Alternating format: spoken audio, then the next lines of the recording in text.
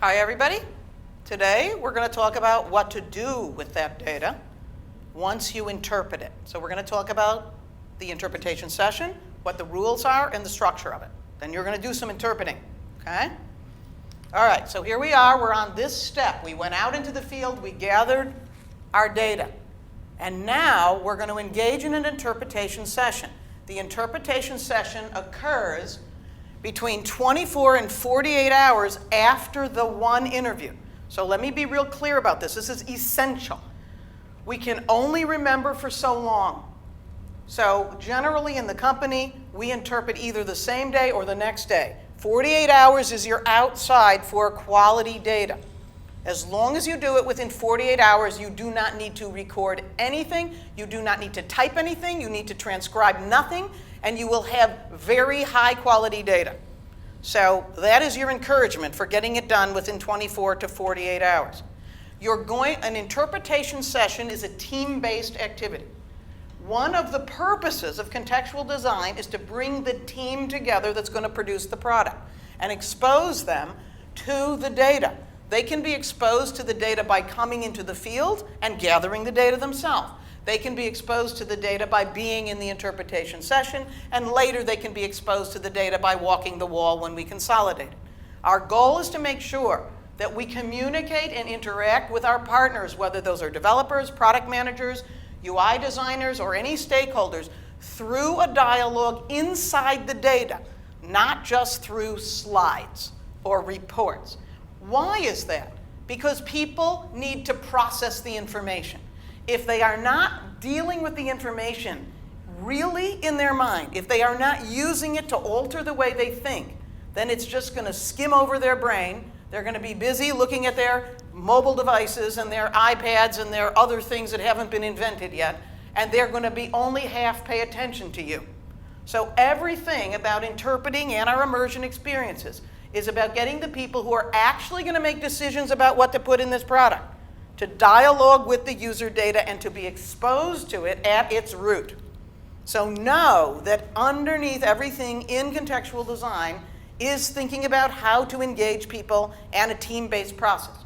So depending on the number of models that you are using, you may have an interpretation session with 3 people or 4 people. You don't want your interpretation session to get bigger than 6 people. It's much too hard to manage, okay? You can have parallel interps if your team is bigger and then do some sharing. But your goal is to immerse in the story of one user and only one user in an interpretation session. The hardest thing about running a productive work meeting, and the interpretation session is a productive work meeting, is to maintain focus and structure. So this work meeting is going to be about U27. Every user is given some kind of a hidden name, so we don't talk about their real life and we don't use their real name. And now we're going to tell the story, the person who did the interview, about that one person, and we're going to capture all the data that we want from that one person. And we're not going to talk about anybody else's story except that one person's story. Okay? So an interpretation session is a structured meeting where we go through a process and everyone can hear and participate in dialogue with this. And because of that, because we're doing it together, each kind of person playing a different role in the organization takes on each other's point of view. Because when the marketing person says, "That's important, capture that," the developer goes, "What are they looking at? Why is that important?" And when the developer says, "Can you believe it? I can't believe they're doing that," the UI guy goes, "What is he looking at?" And when the UI guy goes, "Oh my God, look at that, I can't believe it," then the work practice guy goes, "What's he looking at?" And so it goes. And by being an interpretation session after interpretation session, each person takes on the point of view of the other people in their team without going on any group feeling experiences with HR. Through the work, we learn how to be a team. And that means the next time you go out into the field to gather data, you are carrying those points of view with you and your focus will change. It is not a goal. to collect all your data and then to do all your interpretation sessions. That's exhausting, and the quality of your data will not be as good. You do an interview, you interpret. Your mind is different. You do more interview, you interpret. Your mind is different again. You do more interview, you interpret. You're literally expanding and changing the focus as you move through this process, and that's what improves the quality of your data. Do not go out and blitz 10 people and 1 week later try to do 10 interps. You will get garbage in, garbage out, right? So 24 to 48 hours, get the people in the room, grab them. It's only a 2-hour experience for them. They don't have to commit to everything, right? All right. So what do? This is a very structured meeting. You follow the rules and you will get done. If the interview is 2 hours, the interp, once you get going, should be about 2 hours. The first interp in a project will be longer, could even be 4 hours because nobody knows what they're doing yet. They're thinking a lot, right? But eventually it should equal the amount of time. If you ended up doing a 90-minute interview, it should be about 90 minutes, but schedule 2 hours. All right, so this is a structured meeting that has structure and order, and that's what makes it work. So you're going to have the interviewer. The job of the interviewer is to tell the story. They start on page 1 of their notebook, and they say, this happened, this happened, this happened, this happened. They do not change order. They do not answer questions that will cause them to go out of order. Our brain is analog. If we just stay in order, we will remember every detail. So people can ask about what I'm talking about, and you will say to them, I'll tell you later. Do not jump around in your notes, and your memory will be perfect, even if you don't think so. Okay? The note taker is sitting at a computer projecting into a Word doc, and they're writing the key issues as they become apparent because the team says capture that, or there's emphasis in the voice of the interviewer. The key skill of the note taker is be able to listen and type at the same time. So your notes, and we'll talk about good notes a little bit later, have to fit on a 3x5 Post-it if you were writing with a Sharpie. That's the way you should think about them. They should be maybe 3 lines long. They should have 1 point only. They should be coherent. And they depend on nothing except that note to explain what they are about.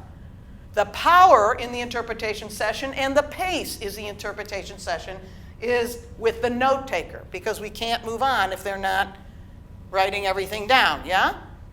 Some people are good note takers. Some people are not good note takers. It is not a matter of personal value. It's a matter of skill to the team. It has nothing to do with cognition or any other thing. And if you can't type with 10 fingers, you are not a note taker. So we need to be able to find some good note takers that can drive the pace. Okay? All right. Work modelers will be capturing whatever work models we describe. The work modelers will be up at flip charts in the room. Different people will model different elements of the model as the story is being told. They'll capture it. Everyone in the room will be looking around to make sure that data is captured. So this is all happening simultaneously. Note, everyone in the interp session has a job or more than one job. That keeps them engaged, that keeps them busy. It is a non-goal to have observers. Don't let anyone observe. Anyone who's in your interp session has to do work. Otherwise, they kibitz, they make noise, they do their phone, they're not engaged, they're not thinking. Yeah? All right, so everybody else and everybody who has a role is a participant, and their job is to listen to the story from the project focus point of view and go capture that. That's important. No argument, no discussion. It's much faster to capture whatever it is that the person said than to argue. If you captured it already, we'll find that out when we build the affinity, or to wordsmith lots of words on one note, just make another note. If they're arguing over a word, change the word. If they think this word or that word might be better, write both words with a slash in between. Your goal is not to argue. Do not stop and argue about definitions. Keep your pace. We're moving, right?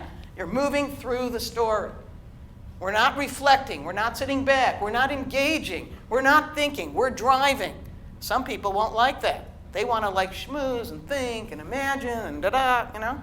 And then you've got whatever, 15, 20 interviews. We don't have time for this.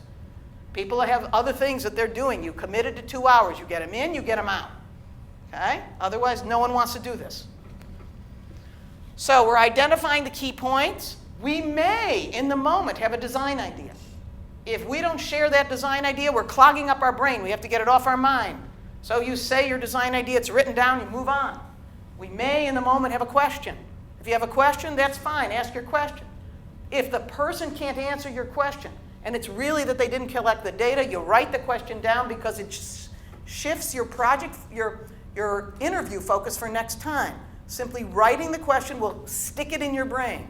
You do not need to go review your questions for your changed focus. Your brain is your biggest skill. This is your best tool. It just works like this. Okay? The moderator is the person in charge of making the process work. They have to make sure everybody is heard. They will look at all the models. They will see that things are written down. Anytime you're fighting and agitating with each other, it's because you didn't put a moderator in place. And the bigger the group gets, the more you need a moderator. The moderator has the last word on the process. So a good moderator can see when the timid person has something to say, but they won't open their mouth. And they'll say, "Are you trying to say something?" And they'll see the person who has to talk all the time and go, "Okay, I want you to sit for a while." Okay? Everyone in the room has to know who they are. The timid people have to talk more. The people who talk too much have to talk less. We all have to realize that we're getting everyone's point of view on this, and that's how we come to a shared understanding. Because this is it. Whatever is captured in the interpretation session, this is the core of the data that we will build our product on. If it's not written down, it does not exist. So no writing in your notebooks. I have been known to confiscate notebooks in an interpretation session. If you have a thought or something to say, you put it up on the wall for everyone to see. That's the deal. It's a group process, a group shared understanding process. And then everyone's a rat hole watcher. So every meeting has a mainline conversation. It is about what the meeting is about.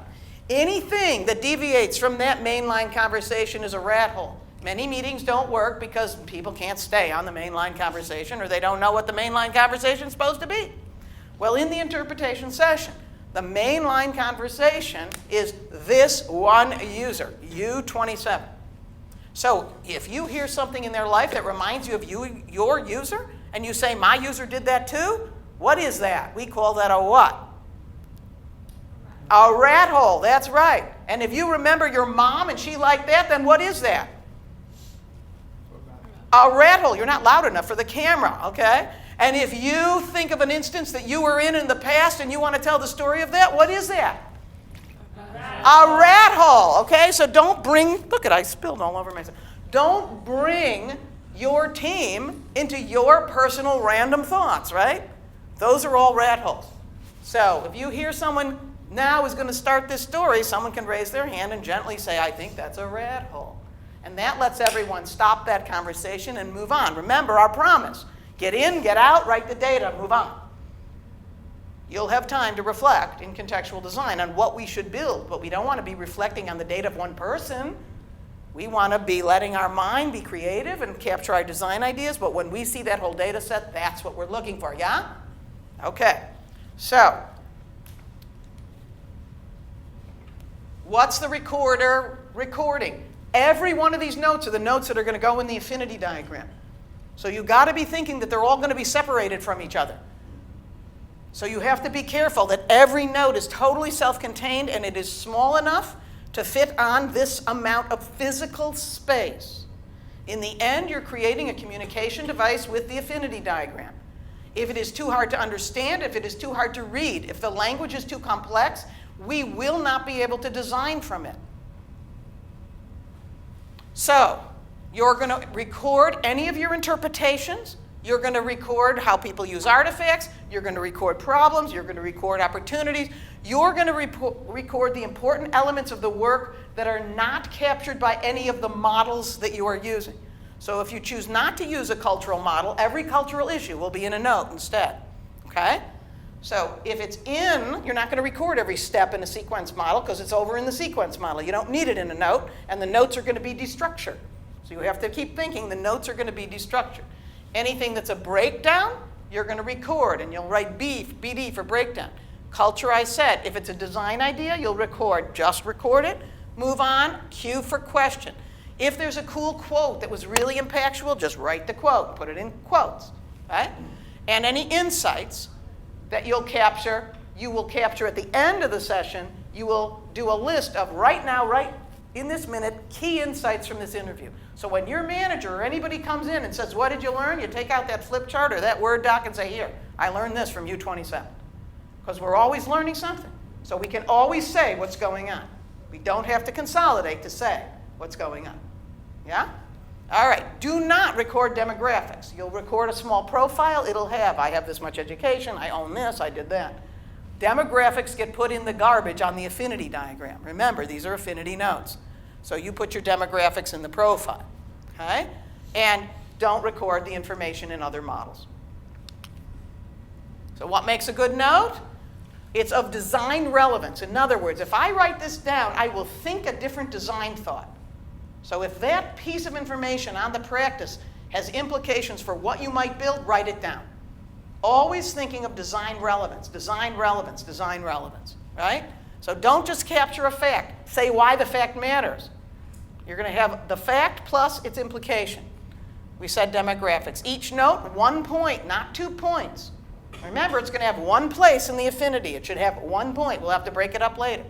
Each note has to stand on its own. No sequential notes. Don't put too much information in the note. Be clear, be concise, be Hemingway. No clauses, no phrases, no sentences. You may speak in the voice of the customer, but you'll say, the user likes this, or I like that, or they said this, or they said that, or he did this, or he did that. But you're not going to write run-on clauses with all kinds of detail because no one can read them when they're walking the affinity. What is the one succinct thing? If it can't fit on this size when printed at 30 font, okay, it's too much information. Think about it like that. That when I read these notes, I'm going to be standing from here to here, and I have to read it. And if I have to walk to here, it's too much information. Getting my idea here? Okay. Good notes are easy to understand, and they're not ambiguous. Don't be vague. Don't use jargon. Ban all your jargon at the beginning, because then nobody who doesn't know your jargon can walk the walk. So here's your rules on notes. Rule of thumb for every interpretation session. 50 to 100 notes. If you are not capturing 50 to 100 notes for each field interview, you are not writing enough down. It is not because you didn't get any data, it's because you're not capturing all the issues. This is one of the biggest failings of teams that work on their own. They end up with 20 notes or 10 notes or 30 notes from an interview. A more average would be 60, 65 notes, okay? So count your notes. If you don't have enough notes, it means you're missing it. You're leaving the data on the table, okay? All right, how does it work then? You start, you assign roles at the beginning. You say, who's this person, and record the profile. Then the interviewer starts the story, and they may get up and draw the physical model just so you can have a context of location, where they were, maybe a few digital pictures. Not because we're going to use the physical model in the future, but to situate the people in the universe of the person that you're talking to. The work modelers jump up and they're doing the modeling. The note taker captures notes, and at the end, you capture the key insights. You write them in a list. What did you learn? Stepping back, high-level insights, not design ideas, the key things that we think that we ought to be paying attention to. So that's the structure of the interpretation session. And now you're going to run one. But before you do that, I want to introduce the models. Okay, I'm going to give you a high-level introduction to the models. Each project will have some, not all, maybe all, of the models depending on the project. Okay, and so you'll get an idea of what the models are.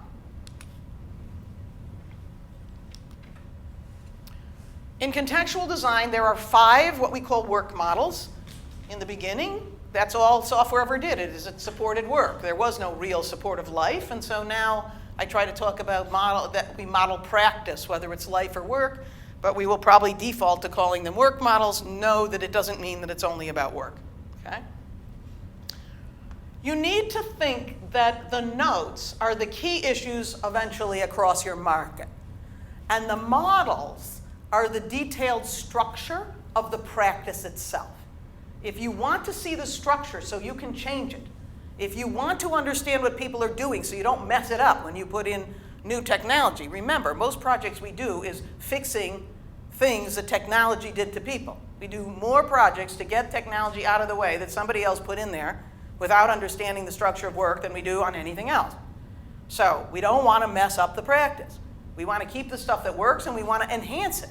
Well, we can't do that if we can't see the structure. And we can't find the things that are going to be impactful if we can't see the structure. But if I say to you, go into an interview and look at the world of the user, you'll like, oh, what am I looking at? I don't know what I'm looking at. Should I look at my toes? You know, is the rug matter? Does the plant matter? I don't know what matters. Okay? The work models, when you do them, is how you know what to look for in the interview. The interpretation session trains you in how to interview. Okay? You need to interpret and then re-interview. You'll get better as you go. The models say, and I'm over 20 years and I really haven't created a new model, some model variants. This is the way to characterize life. If you capture all the models, you will structure all of life. If you don't capture all the models, you simply decided you don't need all that. The data's still there. You're just not using it. All of these things will always exist. Okay? The question is whether you're going to capture it. I will tell you now that for most of our project at In Context, we do not use all the models. Why? They take longer, they cost more money, and so we have to optimize. So I'll talk a little bit about when we use which ones and why. Okay? But depending on your project, and different clients fall in love with different models. I mean, this is just the way it is. The flow model talks about communication and coordination. It allows us to see collaboration and process and the roles people play. The cultural model talks about geographic culture, influence, pressures, and feelings. It's the culture that the product will live inside of. The physical model is the space and the place where you are doing the activity. The sequence model is your typical task analysis, step, step, step, step, step, everything I did. And the artifact model are the things you use, digital and paper, in order to get the things done. We think of these as the 5 faces of practice. So if you want to understand the elephant, what we're saying is our brain will do better if it has a language of practice than if it's just a whole bunch of jumbled up pieces of information. And so each model is a representation of a slice of life. When we invent in the visioning session, we will integrate it by walking from the issues in the affinity through each model. And we will focus on that aspect of life at that time for our conversation. That will cause our brains to integrate it all into a new practice.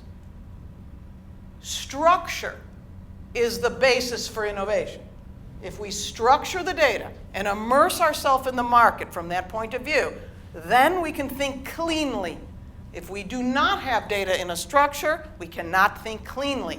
And so we just react to things we heard. Yes? And developers have been modeling software for centuries. For them, models make sense. These are simply models of user experience. They're not models of the underlying system architecture, which is why we made models. Flow model. This is a user's flow model. And it's online simply because I'm doing it in a display. Normally, it'd be on a flip chart. You're just writing it in Sharpie, okay? In the moment. Same for all the models. It has a language. Each kind of representation represents something real in the world. So the flow model cares about the people.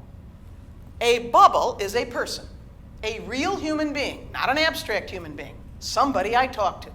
The bubble with the biggest amount of stuff in it, like this guy, you too, this is shopping data.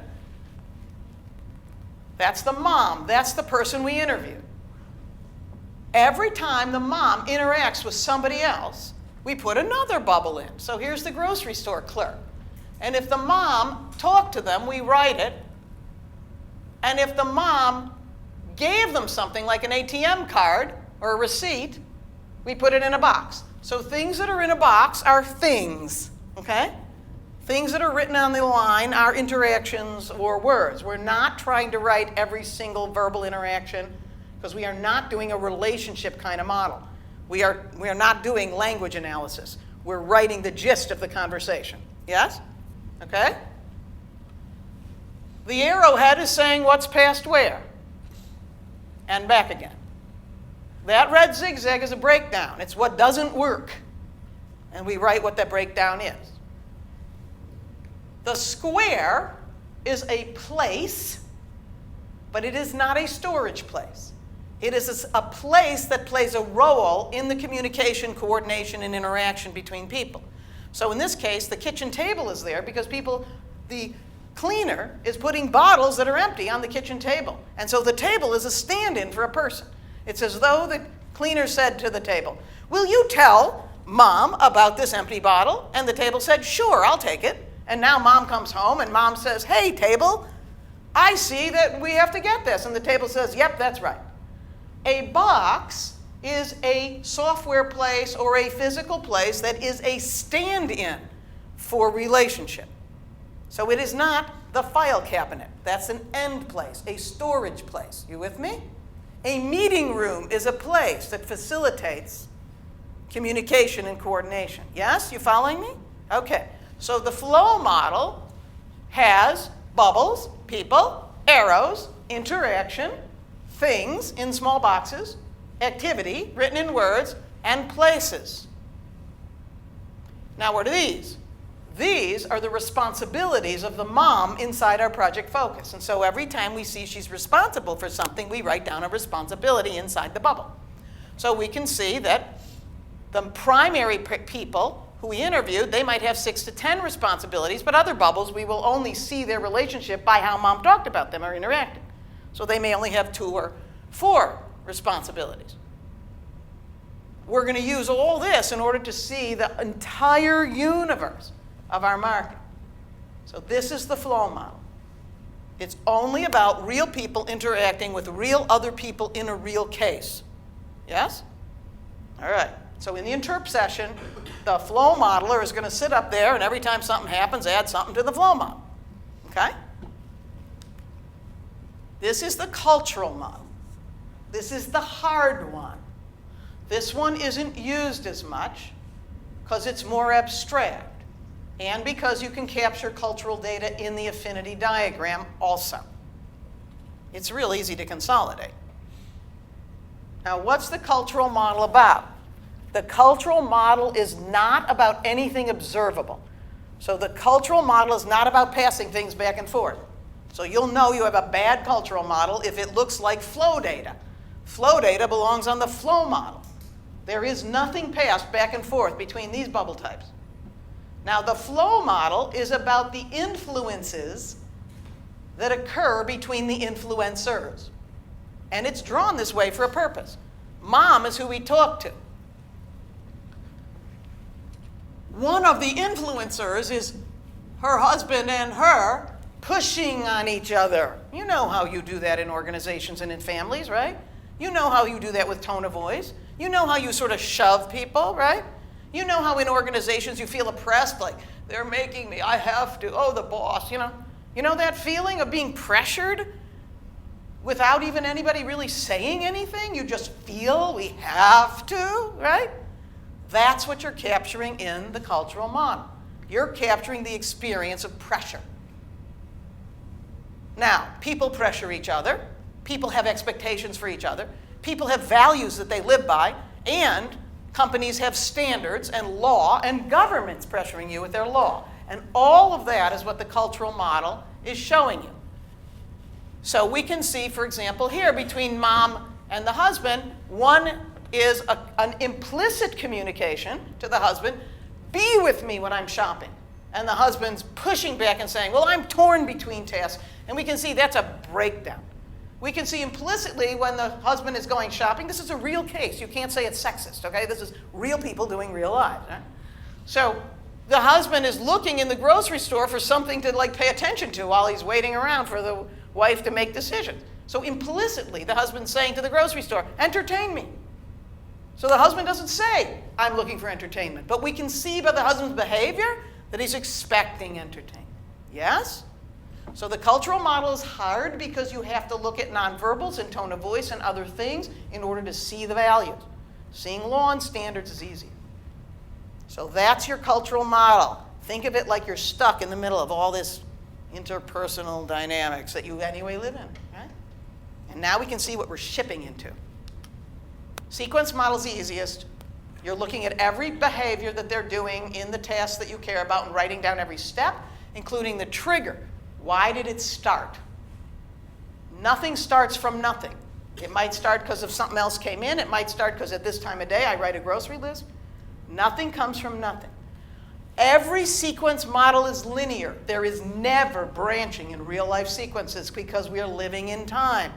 The only way you see branching is if you consolidate across multiple instances. So any one person only lives in this order. All sequences will be in one single order. Okay? So all you're doing is writing down everything, and you're writing down breakdowns. You're writing the steps. He did this, he did this, he did this. You're writing the breakdowns, and you're writing why did they do it. And you may have many intents written throughout that sequence. You can see here's one. Okay? What's the intent? What is our idea? We may have shared an interpretation about that. So we're just writing everything that they did. The sequence model can be at a low-level UI nit. He clicked on this, he touched that, he pressed that UI. The only time you ever need to do that level is when you're trying to redesign literally the user interaction or the usability.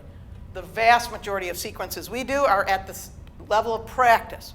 He opened this application. He went to get that. He walked over here, etc. He coordinated with XYZ. So they're at a work practice level.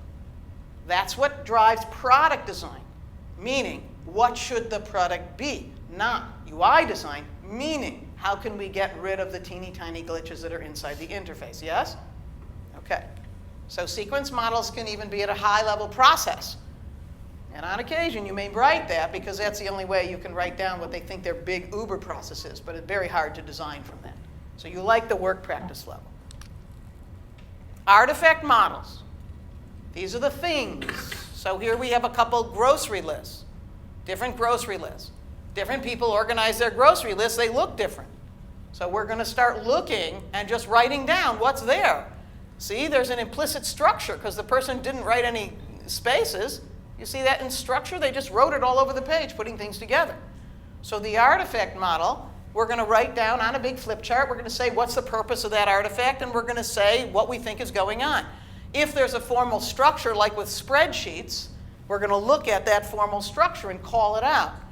If there's an informal structure from usage like this, or like one of my favorite artifacts, they had a big form card that you had to fill out in a pharmaceutical company, but the only way it was used is to write one big word across it. So it was a color and it was a word, and they passed that around, and the form was irrelevant. And this is important when you're putting physical artifacts online, because the way people would typically do it is simply put everything in the form online, and they didn't know that it had nothing that had to do with orange, and it had to do with a message. And so what a waste of time putting the form online. Right? So we have to look at the real intent of the form. We're looking for the key distinctions. We're looking how they use that artifact, and we're recording the kind of data in it. So inside, we care about the data.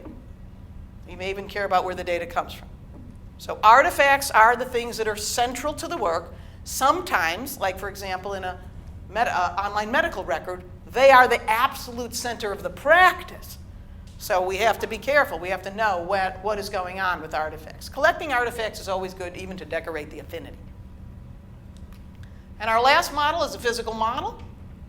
And this is, we're just writing down the space. And so these are the spaces where the person really went and their experience of those spaces. So here's their stopping places. We're looking at what they're doing. We can watch their footsteps. We can watch their backtracking. We can see where they couldn't find something and what they did. So in this physical model, and there we have their home and where they wrote the list, and in the car, what did they do?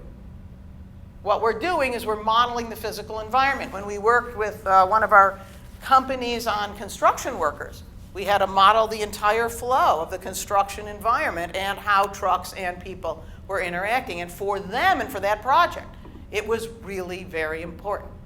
So, different models matter. All projects will have affinities. There's no discussion about the affinity. But then we have the big picture models and the detail models. Big picture models will blow open the team's mind and make them more creative. They show the big picture of the practice. Detailed models are important for driving down into the second half of contextual design and doing the very detail of what the activity is and how the UI will support it.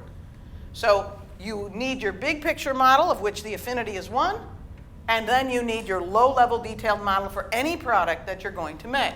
So the flow model is a big picture model. It is important when you want to see a process. Anytime you're looking at a workflow or an organizational process, you're going to see it inside the world. You're going to be like having the God's eye view over the flow model. You can see all the roles and what people are doing and how they're doing it. It's like standing over, you're Superman. You're over and watching Metropolis run around. That's the flow model. So it lets you see the structure of the practice and the roles and responsibilities that people are engaged in.